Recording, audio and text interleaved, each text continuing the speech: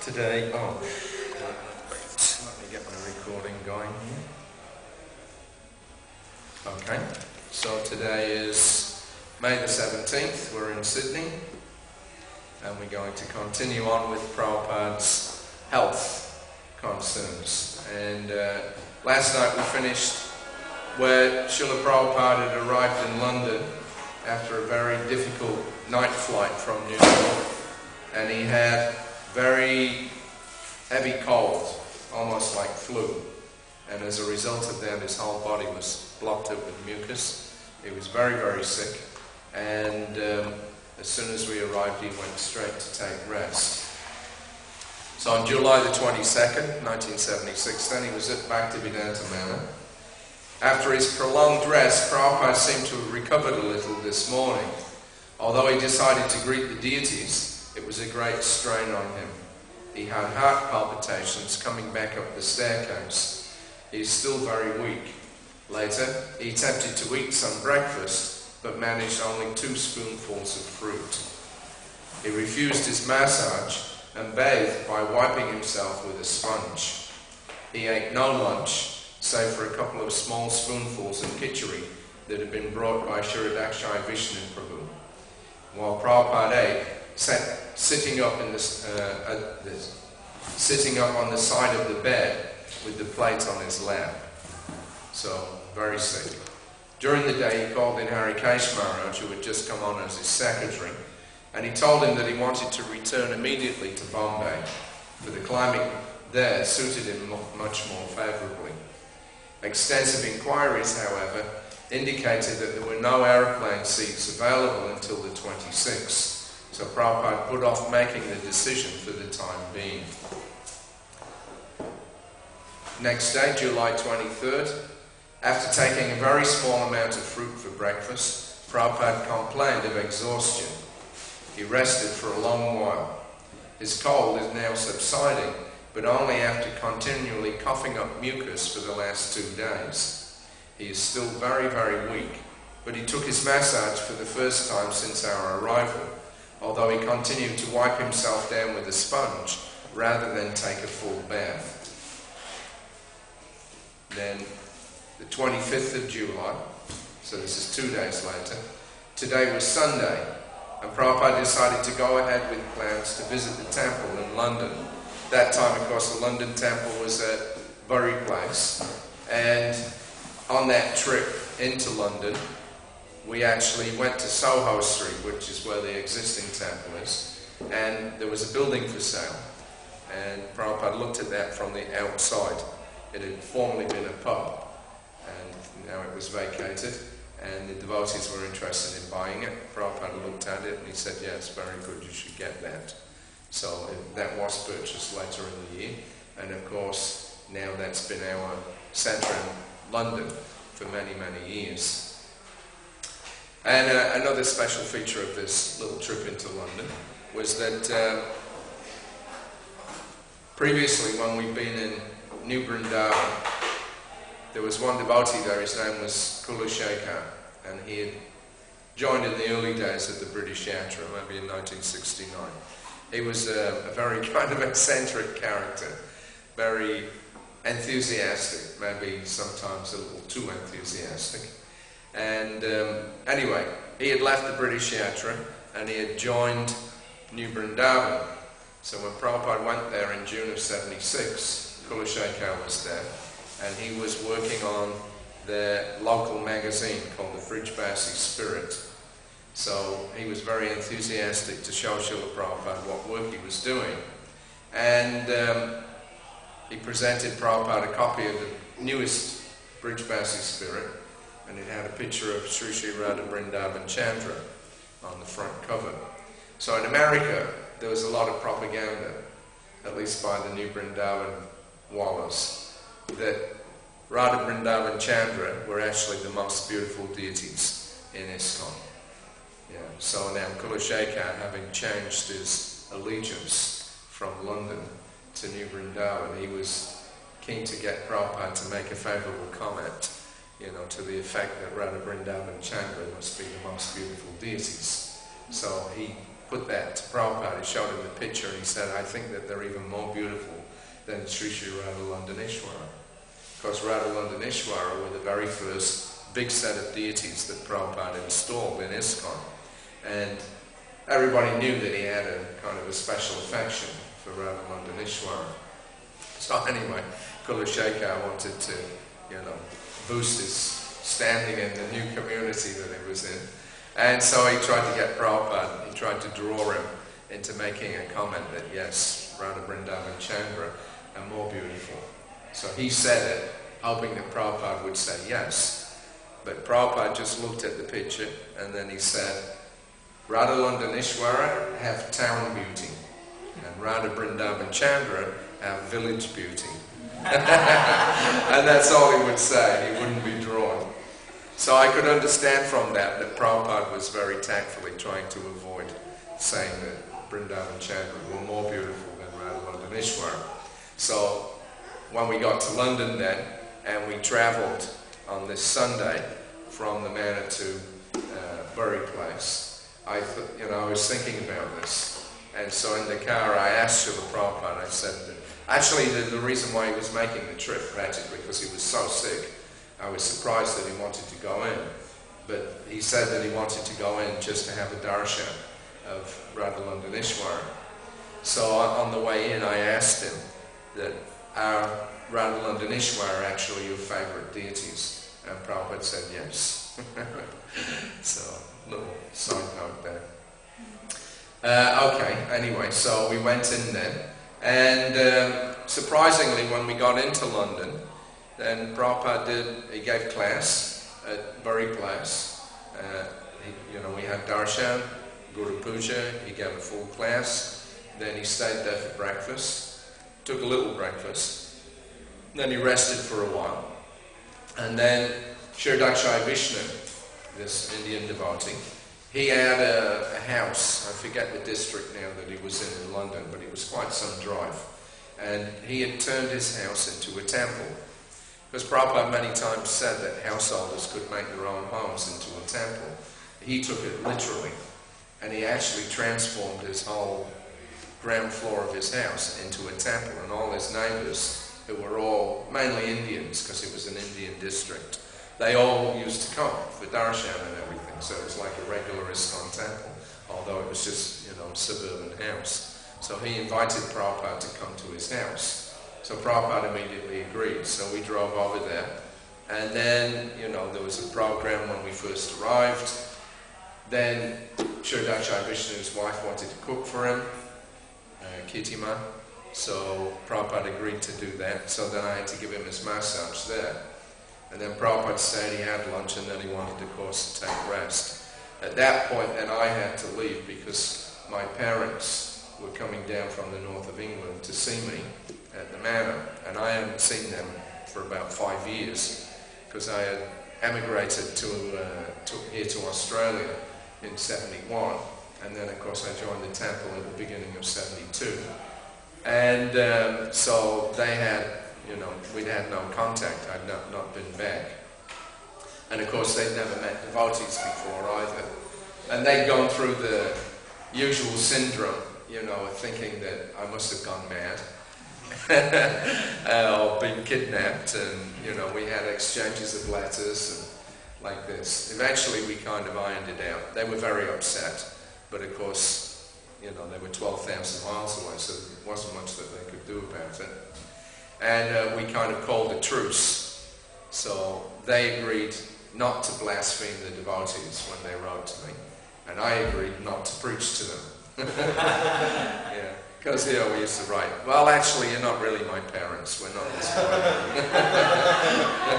Like this. So I agreed not to say anything like that. Too controversial. So anyway, Prabhupada stayed in London.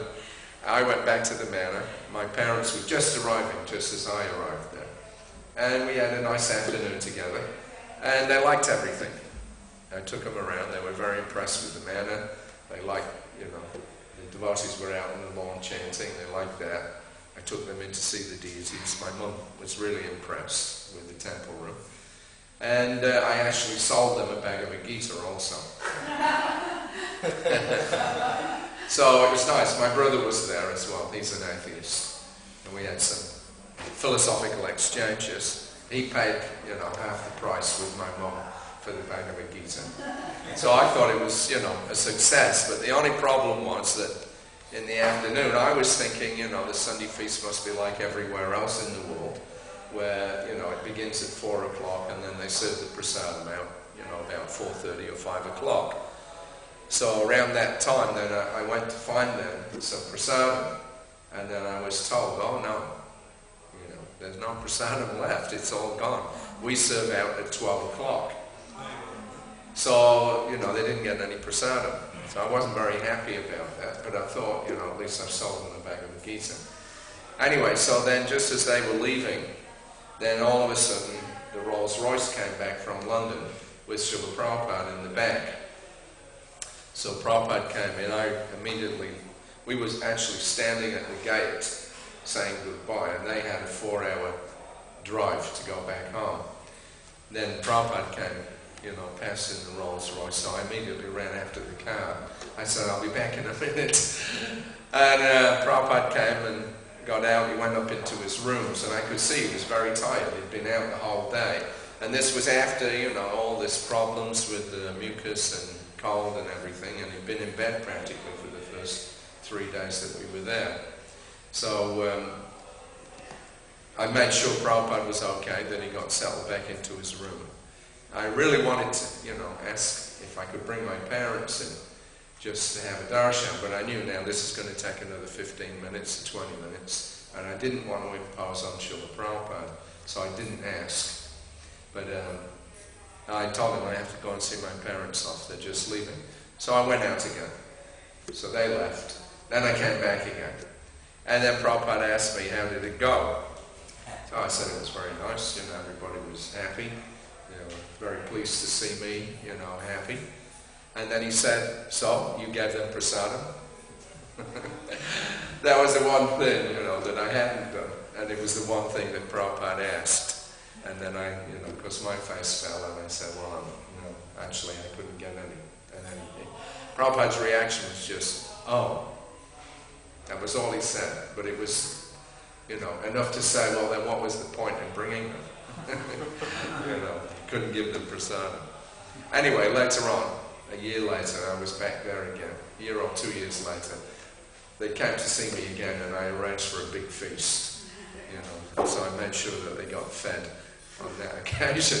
But anyway, so what happened with Srila Prabhupada was that as soon as he got back, there were so many visitors, mainly Indian visitors, that were all around the manor. So Jaitirtha came in and he said, Srila Prabhupada, now all the guests want you to speak. So he'd already spoken in the morning at the, in the temple, then he spoke again a couple of times and met people, for a couple of hours at Shiradakshai Vishnu's, driven back, and now again they wanted him to come out, and Prabhupada typically agreed. And so he went out on the lawn, and then he gave another lecture for a half hour at about 7 or 7:30 in the evening. So by the end of that, he was completely exhausted because of, this illness. Anyway, that was Prabhupada's determination to preach. So on July the 27th then, this was a couple of days later, Jaitirtha showed him pictures. Let me see. Oh no. Prabhupada was doing an interview with Mike Robinson. Mike Robinson was a young reporter from the London Broadcasting Company. He hadn't been with them very long. He met the devotees and then he wanted to come and do an interview with Prabhupada. It was a great interview, one of the best that Prabhupada gave, and Prabhupada specifically requested that that interview should be published in Back to Godhead, and it was in fact published in one of the later editions that year. So at the end of the interview, Mike Robinson asked Srila Prabhupada if he found the English weather to be cold. Prabhupada, who was still coughing and full of mucus, told him, "We are accustomed to tropical climate. Heat does not disturb us, but cold disturbs us. We can tolerate extreme heat, 120 degrees, but we cannot tolerate 50 degrees. Mike laughed. He said, "That's cold." So for him, 50 degrees was normal. This is England. But for Prabhupada, you know, if it's 100, 110, no problem. But 50 degrees was very difficult. So we had been, you know, because Prabhupada had discussed about going back to Bombay. And as he gradually improved, then, you know, he agreed to stay. And then, because he was also due to go to Paris. And then Bhagavatam Prabhu, who was the GBC at that time, he'd flown in. They presented Prabhupada with a copy of the very first French edition of the Srimad Bhagavatam. And Prabhupada was very pleased with that. And of course, Bhagavan had heard that Prabhupada may go straight back to India. So they were in a panic because, you know, all the devotees in France had been working frantically to make New Mayapur, that chateau that we had there, very nice, in, you know, preparation for Prabhupada's coming. And now it seemed like he might not come. Anyway, so he began to talk to Srila Prabhupada. Prabhupada was saying, yes, I'm inclined to go back to India. But then Bhagavan began to kind of sweet talk him. And he started describing how beautiful it was at New Mayapur in France, and how the weather was very warm and sunny, not at all like England. And, you know, he was saying that if you come, you'll be very comfortable, you'll recover very nicely, like this, we'll look after you. And so then Prabhupada, he didn't take much persuading, frankly. He said, all right, so then we'll go. So anyway, on July the 30th then, Prabhupada is still weak, and after a very short morning walk, he returned to his quarters without entering the temple room. He's still full of mucus, and he alters his diet frequently to speed his recovery. He told me that traditional Indian cooking is such that by proper combination of spices and diet, one can cure almost any disease and still enjoy palatable dishes. So then on the 31st of July, since we have arrived, so this was in France, Prabhupada has been resting until late in the morning, at about 7 a.m. He is not taking his full morning walk since we left New York. This morning, he ate very little for breakfast. He also told us to make all endeavor necessary to prevent him from catching cold. He said that with an old body, it means thin blood, and this turns to mucus. And when there is too much mucus, it blocks the heart, and this is very dangerous. And of course, that's exactly what he was experiencing. He was having heart palpitations, you know, going up the steps or down. So he has spent the last couple of days sitting quietly in his room, but at least he is once again having his massage in the sunshine and taking a full bath. So he was gradually improving. And by the time he left France, then he was, I wouldn't say he was back to normal, but at least he was, you know, operational again. So in France, instead of going out in the mornings, he was taking a little extra rest, but then he decided to have his walks in the afternoon. So all the time that we were in New Mayapur, Prabhupada was going out in the afternoon. He'd walk around the property. There's about 200 acres, more than 200 acres there. And he inspected the houses, he inspected the Spiritual Sky Incense Factory that was just down the road. We had very nice afternoon sessions. Prabhupada would come out, and then after walking a little bit, he'd sit on the grass, and then all the devotees would sit around him. You know, we'd sit under a tree or out on the lawn, and then Prabhupada would start speaking about the Bhagavad Gita. So it was a very nice trip. And then the last day that we were there, then he installed Krsna and Balaram at New Mayapur. So anyway, that's one instance of how Prabhupada, you know, had to combat yet another illness, too much mucus and cold. Of course, as he said there, when you get old, then you're susceptible to so many different diseases. And that business of being old, of course, Prabhupada had warned us many times. I remember even when I first joined, Prabhupada was always saying, well, now I'm an old man and I can go at any time. So you all have to learn the science, and it's up to you to carry on this Krishna consciousness movement. But there was a couple of incidences that were more striking in terms of, you know, this idea of being old. When I first joined Prabhupada, we had gone to Vrindavan. This was early December 75. And after class, we were sitting with Prabhupada in his room, and he was preaching to us something about modern civilization and like this. And, how people are not conscious of the fact that, they're growing old, they have to leave this body, what body will they get next, etc., etc. So then at one point, when he stopped, he stood up, and he was kind of just really, glowing. And he said, I will never grow old, like this. So, he made that kind of declaration. But then a year later, we were back in Vrindavan, almost a year later. This is on September the 11th, 1976. So Prabhupada's health is not very good. He's been suffering from high blood pressure for several days, and today again he has toothache. Indeed, he seems to be suffering a general decline in health and strength. At this time last year, he was striding strongly down the road every morning for at least 1 hour, and he seemed to be quite full of vigor. Now, he rarely takes such walks. Last December, he once rose from his desk, and radiant with youthful energy, and declared, "I am not an old man. I will never grow old."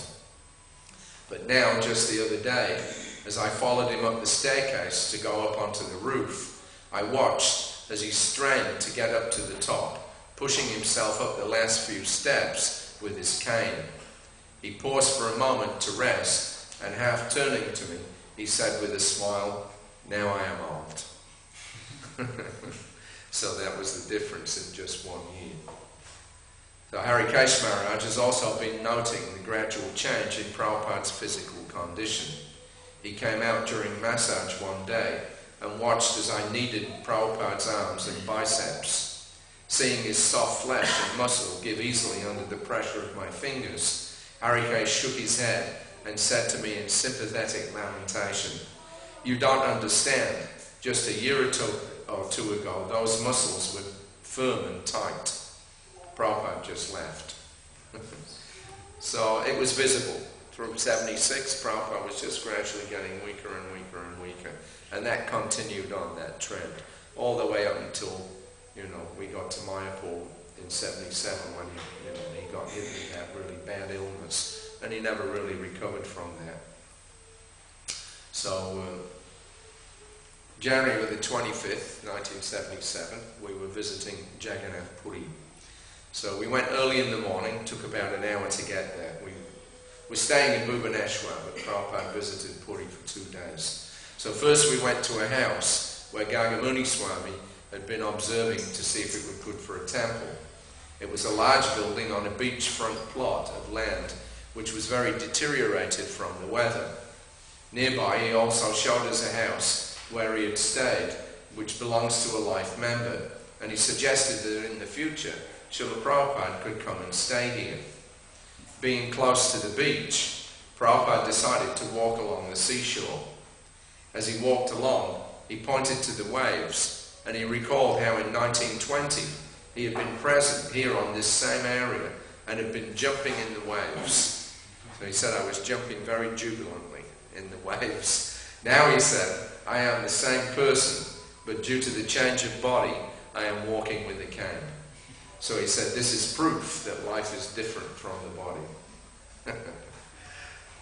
So next day, January 26th, after about 20 minutes we returned to the car. Prabhupada had us drive to the Purushottam Gaudiya Mat, where his friend Shyama Sundar lives. When we got there, the place was practically deserted, and we noted that the deity had no garlands. Then Prabhupada sat for some time on a gadi on the floor of the kirtan hall in front of the temple, and all of the devotees sat and had kirtan with him. When Prabhupada decided to leave, he uncrossed. He was, sitting down. He wasn't sitting on a chair. He was sitting down on the ground. So he uncrossed his legs, placed his feet flat on the ground, and started to raise himself up using his stick as a support, his walking stick. So he kind of put the stick in front of him like this, grabbed it with both hands, got his feet down, and he was kind of on his haunches, and then started to pull himself up. Suddenly, when he was about halfway up, he hesitated and then suddenly fell back down to the mat. It was a great surprise for us, and yet another sign that Prabhupada's health is very quickly dwindling away. I had to lift him up from under the armpits into a standing position, and Prabhupada walked out to his car without any comment. So that was the first time that happened. I was watching and I could see he was straining, but I thought, I was kind of in two minds. I thought, well, he'll be okay, and then poof, he just dropped down to the mat. So I had to literally lift him up and put him on his feet. So then I vowed from that point on that, whenever Prabhupada is in that kind of situation or going up steps, then, I'll be there right behind him, ready to carry him. So that was the 26th of January. February the 8th, we just arrived back in Mayapur. And this was also the appearance day of Srila Bhaktisiddhanta Saraswati. So early this morning, Prabhupada rang me, and when I went in, he was looking very drawn. He asked me for a glass of sugar candy water, and I asked him how he was feeling, and he replied, very bad. When I asked what the cause was, he said, it is a disturbance of pitta vayu, bile and air. Still, after taking the water and his medicine of Yogendra Ras, which he has not taken for a long time, he began to feel much better, and by 6:30 a.m. he came out for his walk. Then February the 10th, so in the meantime this man came from, no, that's a different story, sorry. February the 10th, at 6:30 a.m. we drove to the ferry to go over the Ganges to the mutt of his godbrother Sridhar Swami in Navadweep. After a short while we drove onto the ferry and crossed the Ganges and then drove up to Navadweep to his temple. Prabhupada, Jayapataka, Bhavananda, Satsvarup, myself all went, and Pradyumna and his son and a couple of American disciples and two Bengali devotees, Subhag and Prabhas, also made their own way there. When we entered the temple, Sridhar Maharaj came down from his room on the roof and greeted Srila Prabhupada very warmly, and they embraced each other and garlanded each other. Prabhupada offered his obeisances to the deities, and then everybody went up onto the roof. The steps leading up there were quite steep and large, but Prabhupada refused a chair to carry him up on, and instead climbed up by himself. Mindful of his weakness in Puri, I followed him very close behind, with my arms out in front, just under his armpits, just in case he had any problem. He was all right climbing the steps one at a time until the last step, when he hesitated, but he just managed to push himself up with his cane. Then we rounded the corner and walked across the roof. In the middle of the roof, it was separated by a low wall, and there were another 3 steps to get up to go over onto the other side. So it was like a stile. You have a fence, and then there's a gap, and the steps on going up one side, and then you go through, and then you go down the steps on the other side. So these steps were quite high, about 9 inches or a foot. Prabhupada didn't say anything, but he simply carried on walking and mounted up the first step. He succeeded in climbing that one, but then on the next one, there was almost a disaster. He put his right foot up onto the second step, with his left one still on the first one, and then he began to push himself up with his cane to raise his back foot to bring it up onto the step. But as his weight shifted fully onto his right leg and he pushed on his cane, he suddenly collapsed. His legs just completely gave way, and I caught him under the armpits, holding his full weight, and then keeping him upright, I lifted him up over the next 2 steps. He stepped across and then down the other side without saying a word, and then proceeded to Sridhar Maharaj's room. So practically speaking, Prabhupada's strength is almost gone now. So he didn't say anything, he collapsed. I caught him and put him up on the top of the steps. Prabhupada didn't even look round. He just kept on going like nothing had happened. But I could feel from, I was following it, I could feel that he was very happy that I was there and I caught him, and that he didn't have to have any concern about that. So anyway, but these were the symptoms. I could see it's getting weaker and weaker and weaker, just practically by the day. So that then was the visit to Sridhar Maharaj's mat. That was on the 10th. Then on the 15th of February, as I massaged Prabhupada up on the roof, he told me, "In all my life, I have never felt such weakness as I do now." So he was beginning even to talk about it. So I'm thinking now more and more that Prabhupada's health will not improve. Not that if Krishna desires it couldn't happen, but now there is not such a necessity for him to travel. And the extraordinary strength and energy that he has displayed in the last 10 years is not required now. Prabhupada is always pleased to think that at least in America everything is going on nicely without his personal presence. And when we toured in the summer, he told me that he simply wanted to tour to become enthused by seeing how his disciples are managing everything by themselves. As he has said at different times, he has laid the foundation, planted the seed, set the fire, and administered the poison.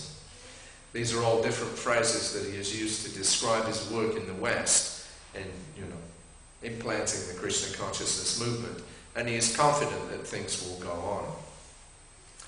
One morning after breakfast, he was looking out over the balcony rail. This is on the Lotus building, just outside his rooms on the second floor. Of course, in those days, we only had the Lotus building, and we had the long building was just being completed, and then there was the front wall.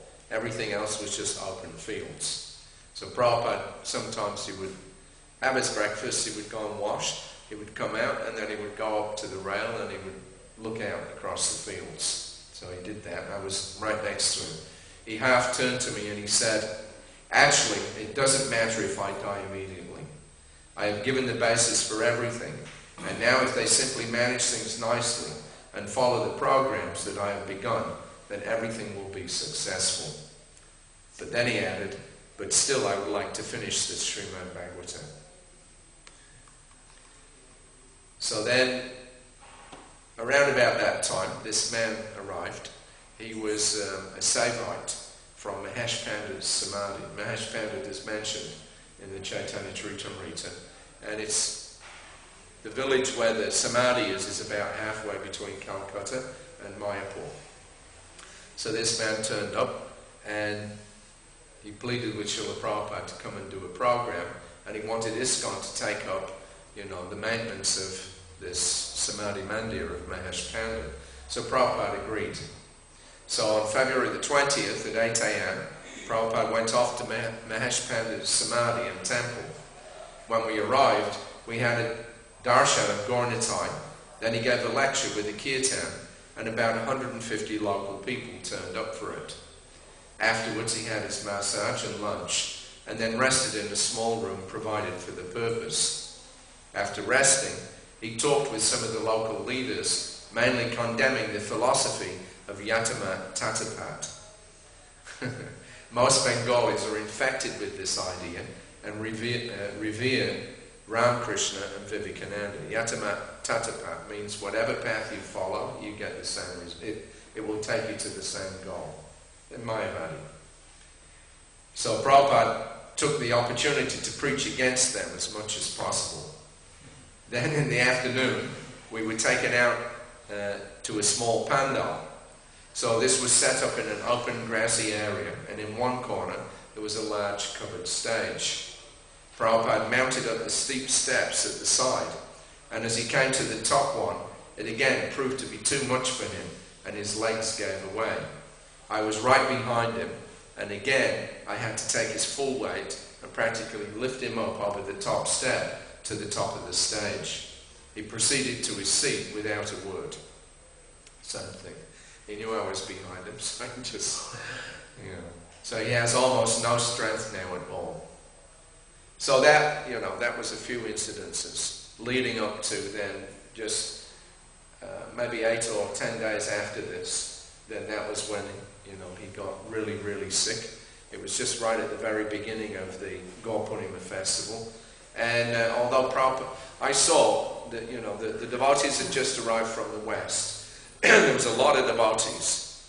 In fact, that year was the first time that a jumbo jet, the 747s, they'd just come into service, and it was the first jumbo jet to land in Calcutta Airport. It had 350 American and European ISKCON devotees on it. Somehow or another, Rameshwar had found out, this is going to be the first landing of a jumbo jet in Calcutta. So he arranged it. He got all the devotees coordinated, and the whole plane was just devotees. So they landed in Calcutta. All the news people are there. First jumbo jet. It was a big event for Calcutta because in those days that airport was just a regional airport, and they had to upgrade the runways and their reception facilities so they could handle a big jet like that. And it was the press were all there, and then all these hundreds of devotees came out. So it was really good. Anyway, so they came to Mayapur, and I think practically Prabhupada just attended the very first day, and that was it. And on that morning, we were all waiting on the balcony outside his room for him to come out. A few GBCs and sannyasis. When Prabhupada came out, I was shocked. I could see that he looked really seriously ill. But the other devotees, I think, didn't kind of really tune into it, because I was with Prabhupada every day, so I could immediately see, there was something wrong. But the other devotees, they were only seeing him maybe for the first time in 6 months or even a year. So they were just happy to see him. So anyway, Prabhupada didn't say a word. He came down, and he greeted the deities, but when it came to giving the class, he couldn't speak. So he had, I think maybe Brahmananda, Kirtananda, they spoke, maybe Jaitirtha, and then that was it. Then I just was, itching to get the program finished and, take Prabhupada up to his rooms. And when he got off the Vyasa, of course, Prabhupada had this tradition that he'd established over the last few years of circumambulating the deities. So when he got off the Vyasa, the devotees all lined up and invited him, to come and circumambulate the deities. The way that he did it, he would go around, the Kirtan party would go around with him, and there were 2 bells on either side of the temple room, just, level with the front of the deity room. So when Prabhupada was going around, he would stop, he'd grab hold of the rope, and he'd, yank the rope and ring the bell, and the devotees would go wild. The kirtan was going on, and Prabhupada would start clanging these big bells, and everybody would just, go wild. So, everybody expected he was going to do this again, 1977. So I really didn't want him to do it, but because they invited him, even though he was so sick, Prabhupada just went right along, and he did the circumambulation. Then we took him upstairs, because we were using a palanquin, like a chair, and we carried him back up. As soon as we walked in his room, Prabhupada laid down, and he said, now nobody should come, no visitors.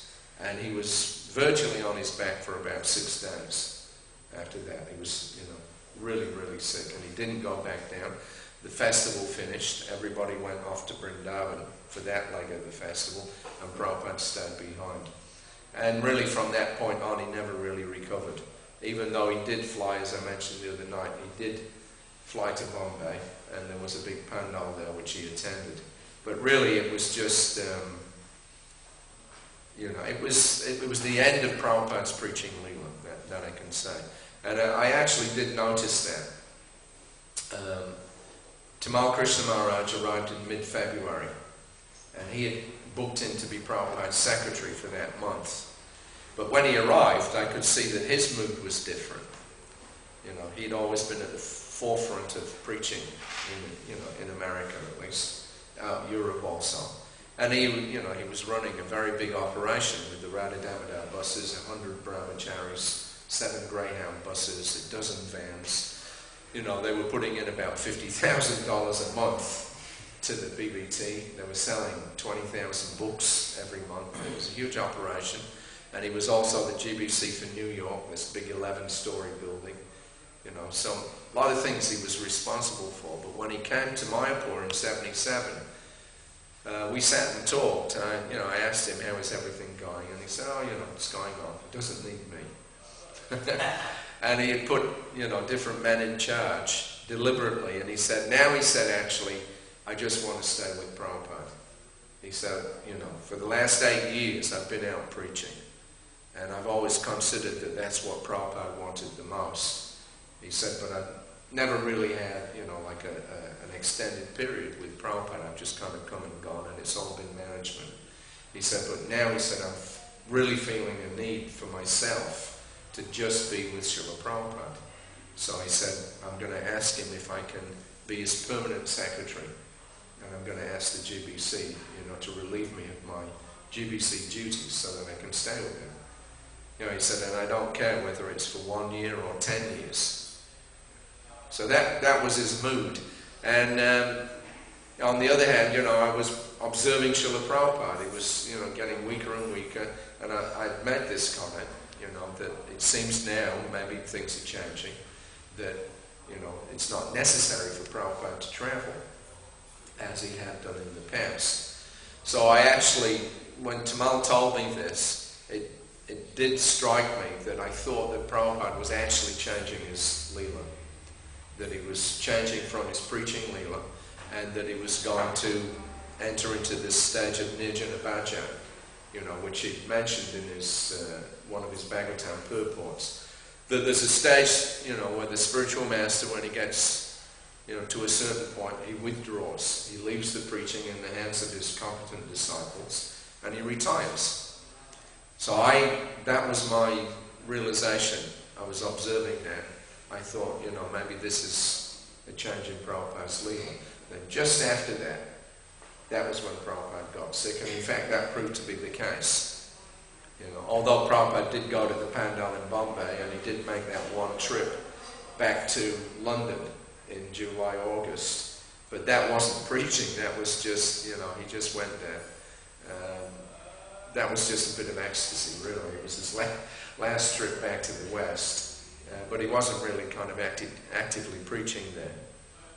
He had some idea about the farming communities and things like this, but really he was actually far too sick to do anything, and he just went there for one last visit, that was all, and then came back. So that, that was my observation, and I think it, proved to be true. Prabhupada did, or was on the, junction of changing his Leela. Anyway, so old age, that was another thing that Prabhupada had to cope with. We talked about, his diseased kidneys, the problems with the mucus. Also, digestion was a big problem. A lot of the time Prabhupada was not able to really properly digest anything. So again, the same thing, that mucus problem comes up, because if you can't digest your food properly, then you get too much mucus in the stomach, and then that affects all your other bodily organs. So, given that, then Prabhupada did make a lot of endeavour, though, to maintain himself as much as he could. I mentioned the other day that he was spending at least 3.5 hours a day just on his bodily maintenance, just to keep it going as long as he could. And because one of the ways that Prabhupada used to maintain his health was a regular massage. I think he started having the massages after that 1967 heart attack. Before that, Prabhupada was bathing with cold water. His whole life he had never bathed with hot water.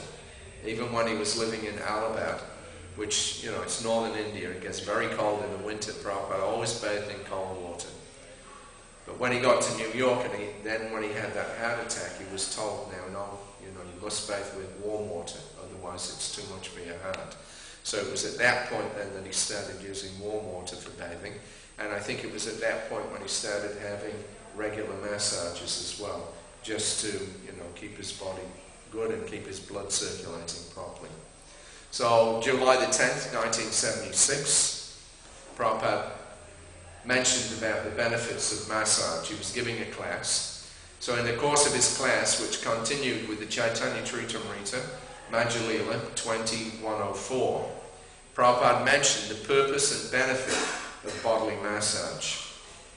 Tridhatuke, So this body, according to Ayurvedic knowledge, it is bodily development of 3 dhatus: kapha, pitta and vayu. So that means mucus, bile and air. The vayu is there, air. So it is very scientific. Whatever we are eating, it is becoming a secretion. And then by vayu, when there is less ventilation in old age, the vayu becomes slow, the bodily airs become slow. And therefore so many diseases will come. So this massage means just to help the air within the body to ventilate. So it is actually made of kapha, pitta, vayu. The vayu is making the secretion dry up and so on and so on. So we are not this kapha, pitta, vayu. We are not this skin, bone and blood or whatever it may be. You can analyze it. But I am not this. The life is not there. So anyway, keeping the air ventilating, that means that the mucus is less. Yeah? If you get too much mucus, then imbalances so many problems. If the air is not functioning properly and moving in the body properly, I think according to Ayurveda, there are something like 49 different diseases that can come from this disturbance of life air, including madness. And in fact, that was one of when Lord Chaitanya Mahaprabhu was, dancing in ecstasy in the kirtan. Sometimes, he would go mad, but in Krishna praying. But the ordinary people, they all thought he's suffering from some disturbance of air within his body. So take him to the doctor. So, okay, more massage. November the 26th, 1975, this was the very first night that I came on the party, and I was shown how to do Prabhupada's massage by Upendra Prabhu. So after a few minutes, Prabhupada retired to his bedroom, and Upendra signaled for me to come and follow. As Upendra stood at the side of the bed, massaging Prabhupada, I looked on through the semi-darkness of the room. Upendra explained that if the bed was large enough, then Prabhupada allowed his servant to sit cross-legged beside him, but with this bed it was not possible. Prabhupada dozed lightly as Upendra carefully kneaded and squeezed his thighs, calves and feet. After a few minutes, he turned on his side and Upendra worked on his left hip. This hip sometimes becomes numb due to poor blood circulation. So 2 massages, one in the daytime, full body massage, and in the evening, then just from the waist downwards, and that was a dry massage. Because Prabhupada spent a lot of time just sitting, and sometimes his hip would get a little numb from poor circulation. So just to, keep the blood flowing properly and keep the muscles toned up, he would have that evening massage. So then, now that first massage, it took about 10 minutes. And when I saw Upendra do that, I thought, oh, this is easy. But later on, it proved to be the most difficult of all the services that we had to do. And Upendra also told me a story. He said, now, when you massage Prabhupada in the night time, he may fall asleep. So he said, if he falls asleep, don't stop.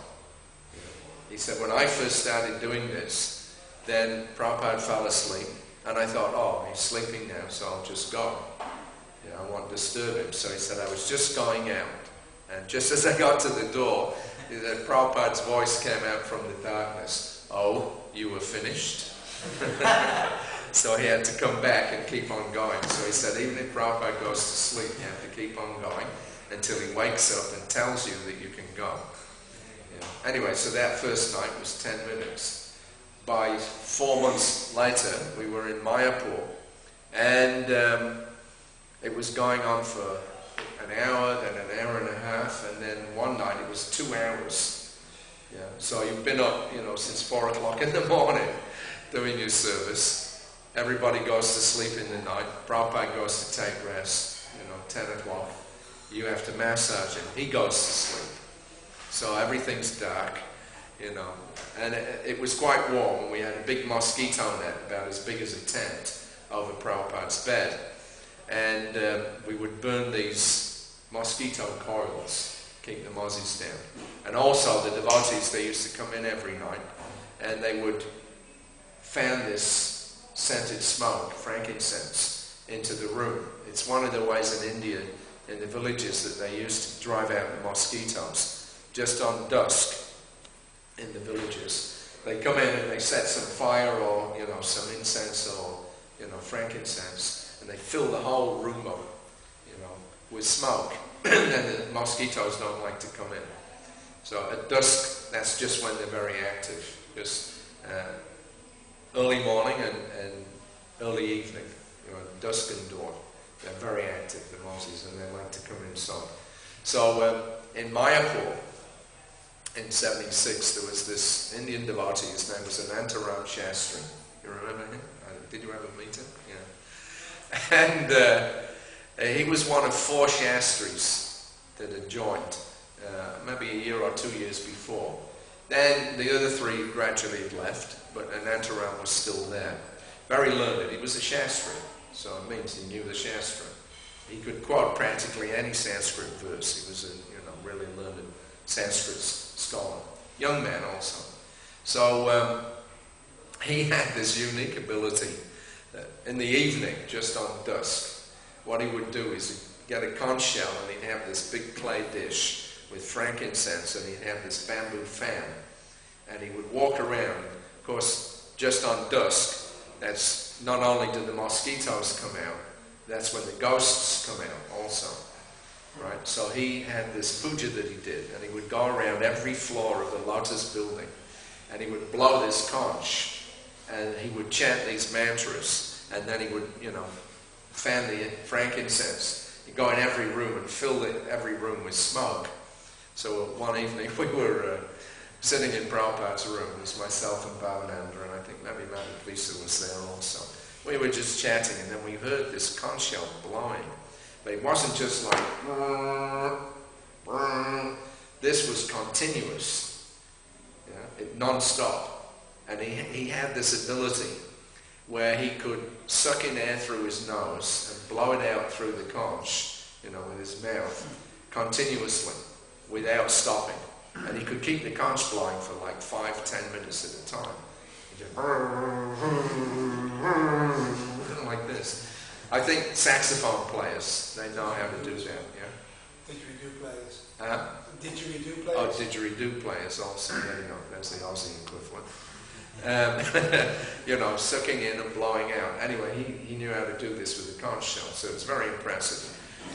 And he came into Prabhupada's room, he stood right on the entrance, blowing his conch, and it was going on for like 5 minutes, so Prabhupada couldn't talk, we had to just sit there and watch him. And then he walked in, he chanted all his mantras, and then he filled the whole place up with smoke. So that was going on every night. So, in the evening, there I am in the bedroom, under the tent, the mosquito net. It's all dark. Prabhupada's asleep. It's 10, 11 o'clock at night. The whole air is filled with smoke. And, you have to stay awake and keep massaging Prabhupada. So there was one particular night I got out of there at midnight. I've been massaging away. It's very difficult to stay awake, and it did prove to be the most difficult of the services, doing that evening massage, simply because it was the end of the day.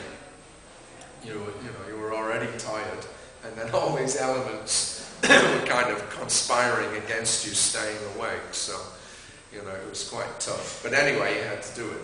That was part of the service.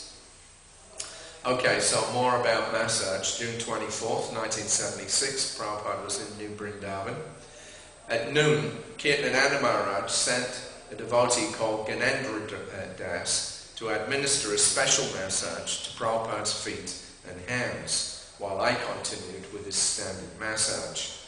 The method consisted of pressing the nerve points on the hands and feet, so it was acupressure. Supposedly, this was to stimulate the internal bodily organs. Prabhupada remarked that it was painful, but he allowed him to continue. Then the next day he turned up. There was no morning walk today. It seems that The mornings are the worst for His Divine Grace's health. Nevertheless, he attended the program in the temple and gave class. Then at 11:30, Ganendra Prabhu came and to massage Prabhupada's hands and feet again. Prabhupada decided that would be the last time. He smilingly told him that the treatment was more painful than the disease. Just twice he did it, and that was it, finished. Okay, and another bit on massage. January the 18th, 1976, we just arrived in Mayapur. It was the first day there. Prabhupada called for me at 9:30 a.m. to begin his massage. So normally he had his massage at 11:30, but now he wanted to have it early because the sun was shining on the veranda outside of his room. Whenever possible, and if it's not too hot, Prabhupada enjoys having his massage while being exposed to the rays of the sun. So he liked to sit out, but if it was too hot, then he would stay inside. But generally the sun is very healthy, especially on the back. Prabhupada said that you take the heat of the fire on the front, you take the heat of the sun on the back.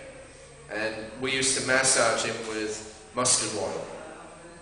Mustard oil, of course, in Bengal, Prabhupada told me when we were in France, he said that in Bengal, in the villages, all the little babies, then the mothers, they take them, they lay them out on some cloth, naked, they cover them with mustard oil, and then they lay out in the sun for a while, and that makes them very healthy and strong. So mustard oil it's full of different kinds of vitamins, and it's health-giving. So Prabhupada used to regularly get massage with mustard oil. Perhaps he had that when he was a small child, so it was natural for him to use it again, as an old man. So, now another kind of massage. This was very interesting. So, in December of 76, then we had gone down to Hyderabad. Prabhupada had been there in August, and he had opened the new city temple. That was on Janmashtami for his Vyasa Puja. They opened this new temple in the city. And then this man had donated, or rather he had a trust, him and his family members. They wanted to give about 600 acres of land to ISKCON. It was about an hour or so outside of Hyderabad. So when the technical details of the legalities were completed or were ready to be completed, Prabhupada came down to Hyderabad again in December, and he spent a couple of weeks on that farm. And he actually went there with the intention of beginning a Varnashram society. ISKCON, but a Varnashram culture there. He had a whole plan how he was going to, on this land, build small villages of maybe just 6 or 8 houses, and each cluster would have a little Vishnu temple, either Radhamadhava or Venkateshwar, like that, whatever the deity, Vishnu deity that the villagers liked. There would be a small temple, there would be a cluster of houses, and then the farmers would be invited to live with us, practice as devotees, but continue on with the same occupation of farming. And each one would be given, an acre or 2 acres of land, and live very peacefully and just become devotees. So that was Prabhupada's plan. So he spent a couple of weeks down there. And when we'd been in the city temple, there was a gentleman that came, Dr. Sinha Ghosh. He was a very nice man, very enthusiastic. He was a physiotherapist. And he actually treated the Nehru family, Jawaharlal Nehru, and all their family members, Indira Gandhi and all these people. This man was the physiotherapist, so he was very well known, very important man. And he had a health resort in the south from Hyderabad in a place called Kodai Canal. Kodai Canal is another one of those famous Indian stations, where they go in the summertime. It's like air conditioning. So he came to visit Prabhupada. He'd become friends with Mahamsa Swami, who was in charge there in Hyderabad. He examined Prabhupada in August, and he also said the same thing. There's problems from the kidneys, high blood pressure, all these different things. So he wanted to come and give Prabhupada some of his treatment. So when we came down in December, and he turned up there at the farm, and for about a week, even though he was really busy, he was coming out an hour to the farm and then massaging Prabhupada for an hour and going back. And he had a very special technique. So this is on December the 3rd.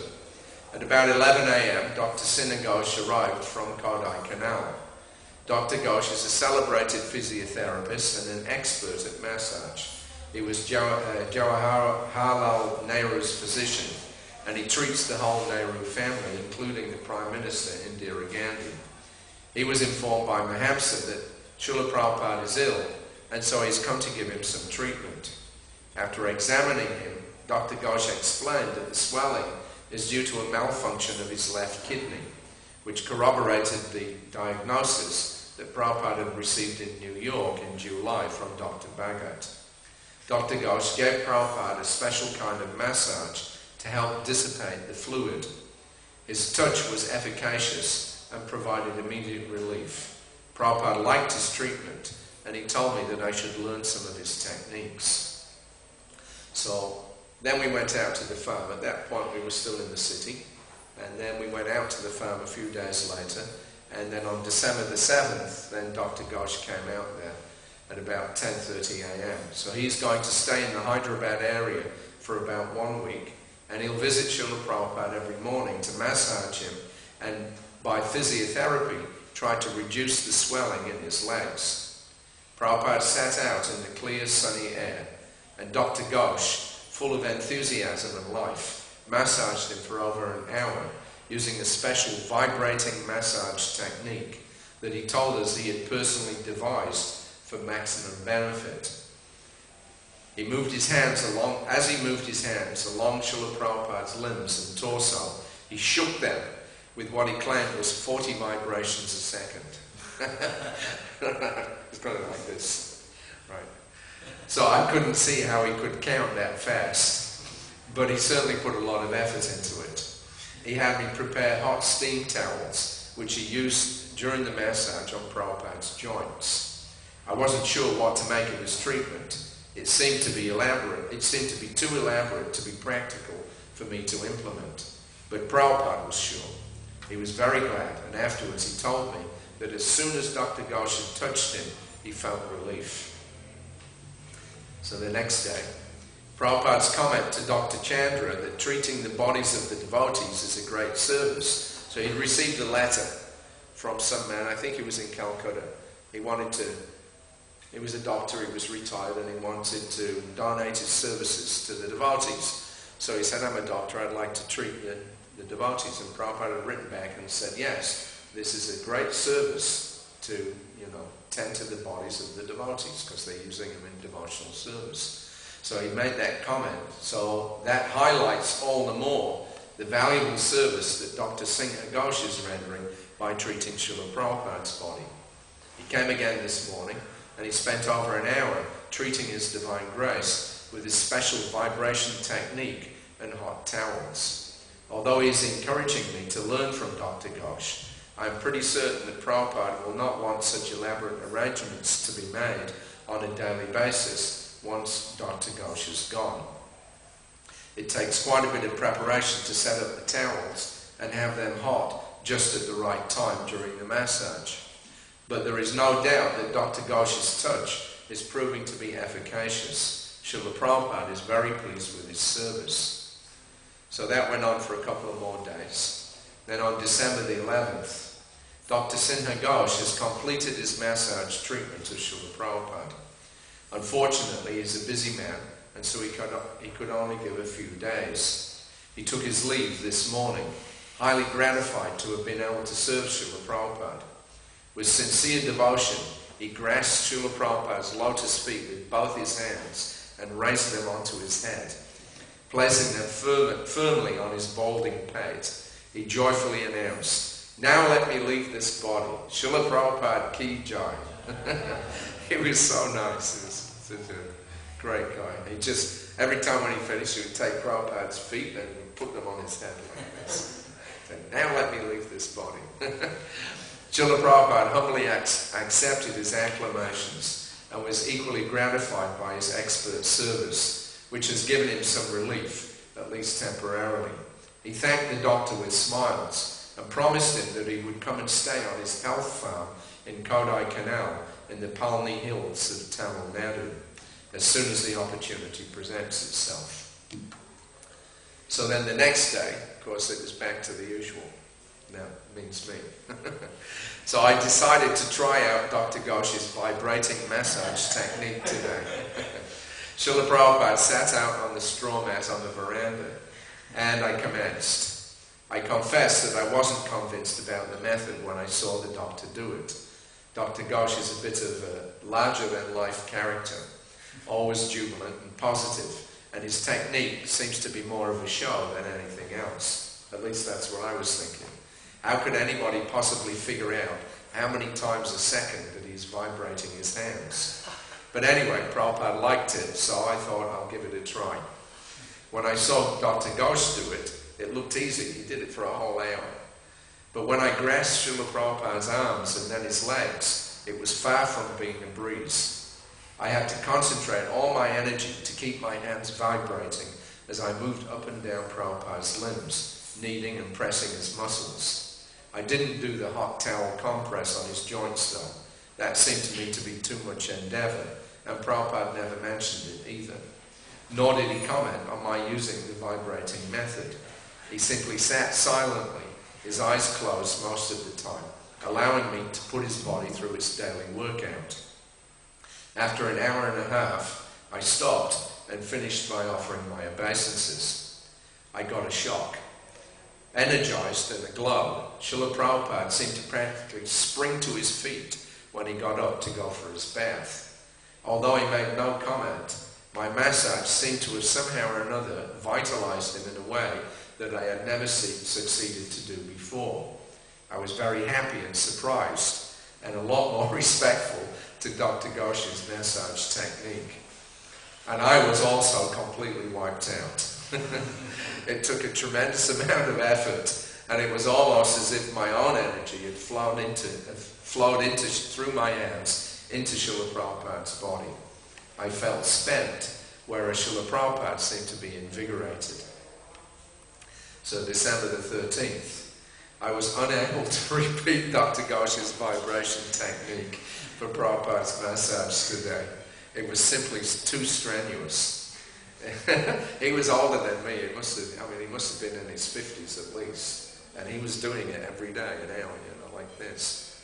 Then when I tried, I just couldn't do it. I did it one day, I was completely finished. The next day, I just didn't have the strength. So instead, I reverted back to my usual standard. And Prabhupada didn't say anything. He didn't give any hint that I should use Dr. Ghosh's method, nor did he show any sign that he was dissatisfied with my regular rendering of his massage. So I don't feel too guilty, even though that I saw that the effects of the vibrating method were so potent. So that was it. That was my one and only attempt at doing some special massage techniques. Sometimes devotees, they ask me, especially devotees that are learning massage. I often get asked, what method did you use? Deep tissue, or this one or that one. I say, I don't know. I haven't got a clue. I don't know anything about massage. When I first massaged Srila Prabhupada, I got 2 minutes instruction from Upendra. The first day that I was asked, that was on the 26th of November in 75. Hari Sauri had come into the temple room. In those days, the temple was at Bengali markets in New Delhi. And it was a little tiny place, about half the size of this room. That was the whole temple practically. A real, not a nice place at all. And there were a couple of rooms, ramshackle rooms in the back. So Prabhupada couldn't stay in the temple. And that was at number 19. So he was staying further down the same road, Todamal Lane. And he was staying at number 9. And we had a flat that we were renting on the 2nd floor. So he was staying there, and he was taking his massage up on the roof. So Upendra was there temporarily, and he massaged him that day. And then the next day, he was leaving to go and preach in Fiji. So there was nobody there to do Prabhupada's massage. So I happened to be in Delhi for that one day. And no, the day before I came to Delhi. And then Gopal Krsna, he saw me there. He was at that time he was still a married man, but he was the GBC. So he asked me, why don't you stay in Delhi for a couple of days while Prabhupada's here and just guard the door. So I was thinking, what's the point? We're in Delhi, what's the need to guard Prabhupada's door? Here in India, maybe in the West or something, but it's not necessary. But still I was in ecstasy, because I thought, well, if I sit at the door all day, I'm bound to see Srila Prabhupada. He'll come and go and like this, and I'll be able to attend the darshans. So I did that the first day.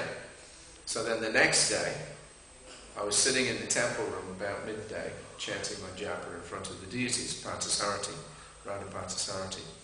And all of a sudden Harikesh came in, kind of stuck his head through the door, and then he asked me, he gave me this very intense look. He said, can you do massage? Like this. So I said, no, I've never done it in my life. So he said, well, Upendra's leaving tomorrow, and Prabhupada needs somebody to massage him. So he's on the roof right now. Go up and see how he does it. So that was it. I ran out the door, down the road, up the stairs, came up onto the roof. I actually couldn't believe that it was really happening. It was, one of those kind of suspended animation things, You really, you suspend your belief. But when I got onto the roof, sure enough, there was Srila Prabhupada, and Upendra was massaging him. So I sat down, offered my obeisance, he sat down. And after a few minutes, Prabhupada opened his eyes, he saw me sitting there. So he said, yes. So, then I had a doubt. Did I really hear what Harikesh said correctly or not? Am I supposed to be here or not? So I said, well, Harikesh just told me that Upendra's leaving tomorrow and that you need somebody to massage him and that I should come and see how he's doing it. So then Prabhupada just come, all right. And then closed his eyes again, and that was it. He didn't say anything more. So I watched for about an hour, and then Prabhupada got up, he went downstairs to take his bath, and then Upendra literally took 2 minutes to tell me how to do the massage. 2 oils, sandalwood oil on the head, mustard oil on the body, and then the order, which parts of the body to do and how long to take. And that was it. That was my introduction to massage. And then the next day, I had to go to Prabhupada's rooms at 11 o'clock in the morning, and there was Upendra with his case, suitcase. Prabhupada was just giving him a garland, and then out he went. And then Prabhupada turned and looked at me, he said, so? And then off we went. We went up on the roof. So that was it, I had to massage him. And I'd never done it before in my life. And, what to speak about not having massaged before anybody. Just touching Prabhupada's body was, an awesome experience. It was something, you dreamed of, that if Prabhupada came once a year to Australia, if you actually got the opportunity to touch his feet, that was it. You were back to Godhead practically. So now I had to sit there and actually massage Prabhupada's body. And the funny thing was that a couple of months before, Prabhupada had come to Vrindavan for Janmashtami, and he stayed for 3 weeks up through Radhastami. And I was the temple commander at that time in the Vrindavan temple. And then when Prabhupada left, Upendra and Nitai Das, who had been on his party and were his personal servants, they stayed behind in Vrindavan.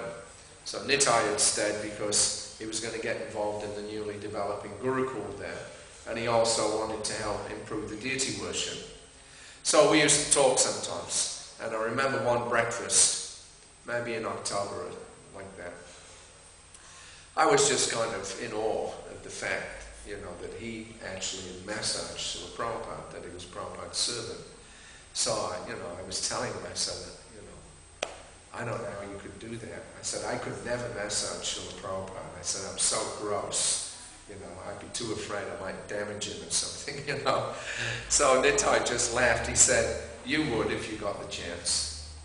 And then I laughed and I said, well, I'm never going to get the chance, am I? And then the following month, there I am, you know, and I have to massage Prabhupada. So somehow or another, anyway, must have got some special mercy from being in Vrindavan or something. But anyway, so when I started doing the massage, you know, I had no idea what to expect, and I had no idea what I was doing. So I just thought, well, just try to imagine what it would be, you know, it would feel like to be massaged, you know, how it would feel if somebody was massaging me, and then do it, you know, do it accordingly to Prabhupada. So I just did my best. And one thing that happened right at the very beginning that I didn't expect was that, you know, you had to start with his head. And when I started on his head, within about 1 or 2 minutes, all my fingers and joints, thumb joints, all the joints in my fingers started to seize up. It was totally unexpected. I hadn't been warned about it, and I didn't know anything. I started, you know, massaging like this, and because I wasn't used to doing that kind of thing, you know, my whole hands just started seizing up, and it was just getting worse and worse and worse. And I was just like, you know, I don't know, I was thinking, oh no, you know, this is the first time I'm getting a chance to massage Prabhupada, and now my hands are, you know, seizing up. And I just started praying to Krishna, please, please, let me do this, just let me do this. And within about 30 seconds, all the joints loosened up again. And that was it. I never had that problem again. It was just that first time. Anyway, so I just, you know, I did my best. And then at the end of it, later on, Prabhupada didn't say anything. He didn't give me a word of instruction, except one. Because he used to sit down on a mat. And then when you did his chest, you had to come around and sit next to him, so you're facing him from the side. And then you know, would massage his chest. So I was so busy concentrating, trying to do the chest massage, because Upendra had told me that now Prabhupada, you know, he has heart problems. So when you massage, you have to massage towards his heart, you know, for the blood circulation and blood flow. So I was really concentrating on trying to do that. And I didn't realize that my face was about 1 inch from the side of Prabhupada's face. And I was breathing right into him. And Prabhupada, after about, you know, 20 seconds, he just he moved away like this. He said, don't breathe. So after that, then I always remembered whenever I massaged his chest, I would look to the side like this, away. But that was the only instruction that I got. And I had no idea whether Prabhupada liked it or didn't like it, you know, whether it was okay or not. But then later on I was told that he'd gone down, and he told Hari Kesh, he said he gave me a good massage. So he was happy with that. Because Hari Kesh actually originally, he didn't want me on the party. When Prabhupada had come to Delhi, he only came with Hari Kesh. All of his other party members had been sent off preaching here and there. Then Hasadutta flew in from Europe to do the secretary. There was nobody to be the servant. And Upendra and Nitai were both there in Vrindavan, but Upendra was on his way out to go to Fiji. And Nitai also came in to see Prabhupada in Delhi, but he couldn't do the massage because his visa was running out. He had to go back to Bombay to renew it or to extend it, so nobody was around, and I just happened to be there. So anyway, it was a golden opportunity, as they say. And when Prabhupada was discussing with Hari Kesh, apparently, you know, he'd seen me at the door, sitting, guarding the door. So he said, well, you know, what about this boy from Australia? Hari Kesh said, oh no, I don't think he'd be suitable like this, because he had seen me in action when I was the temple commander of Vrindavan. And, you know, I was quite a heavy guy.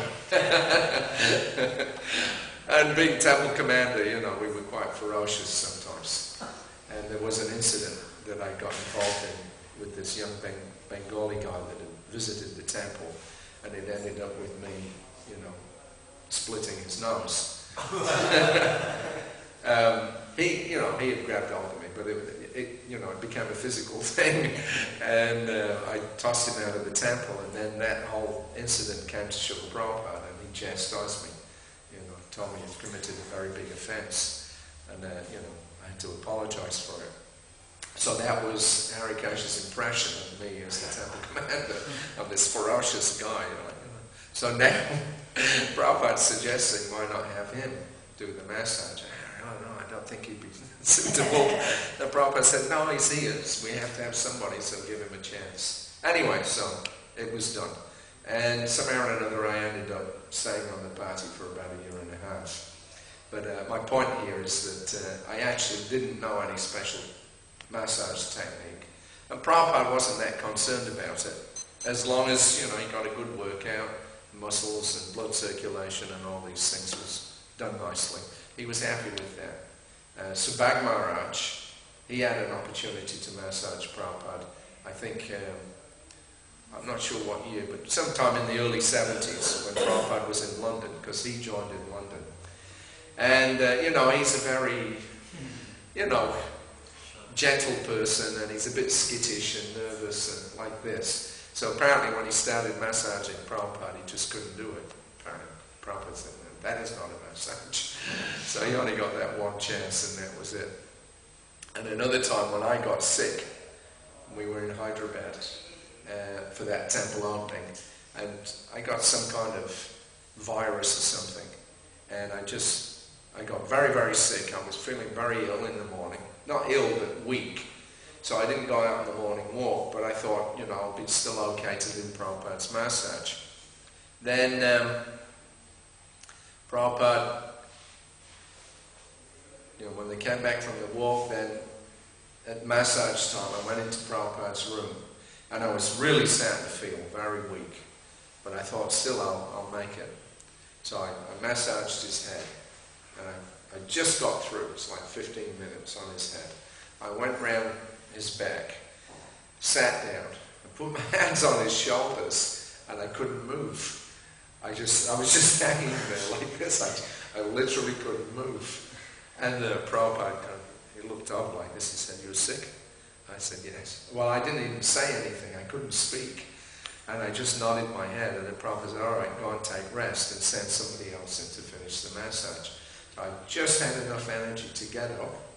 I couldn't even offer my obeisances because I was afraid if I offer my obeisances I won't be able to get back up. So I just got up, I walked out, I went back into the secretary's room, servant's room, and Hari Sauri looked up. He said, "Oh, you finished already?" And I just thought, yeah, I'm completely finished. And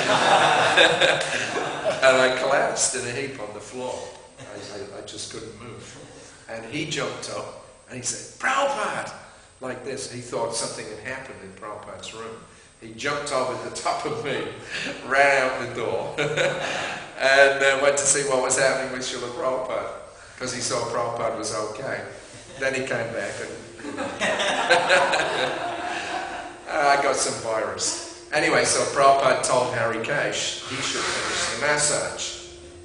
He's a big guy, he was over 6 foot tall, and he's built like a rugby player, so, or American football, I guess. Anyway, so he started massaging Prabhupada. So the first few minutes, he really got right into it. And then after about 10 minutes, he couldn't do it anymore. He just ran out of strength. So Prabhupada stopped him and he said, you can't do this properly. He said, "Get somebody else."